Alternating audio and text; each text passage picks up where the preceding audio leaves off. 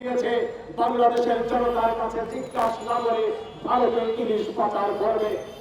আমরা যেদিন স্বাধীনতা অর্জন করেছিলাম সেদিন সুস্থ করে এই পাতাটা উপদেষ্টার কোঠা থেকে হাজির হয়েছিল। কে তাদের ইঙ্গিতটা প্রতিষ্ঠিততা আমরা জানতে চাই, বাংলাদেশের জনতা সেটি জানতে চায়। আজকে ভারতে ইলিশ পাচার প্রসঙ্গে এই স্পষ্ট একটি কথা বলতে চাই, এই ভারতের হকার বাটপার বিশ্ব পুরঞ্জন নিঃসাহের বক্তব্যে যে বাংলাদেশের মানুষকে অপমান করা হয়েছে সেটি দেখার পরে কেন ভারতীয় ইলিশ রপ্তানি করা হয়েছে। আজকে যখন বাংলাদেশের বর্ডারে বিজিবি ধরা পড়েছে তখন বলতে চাই, ভারতের একটি যদি অনুপ্রবেশকারী দেখা যায় চামড়া ছুলে বাঁশের মাথায় ঝুলিয়ে রাখতে হবে, যাতে গোটা বিশ্ব দেখবে বাংলাদেশও তার ভাঙা জবাব দিতে পারে।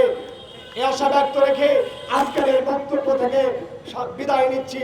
আসসালামু আলাইকুম।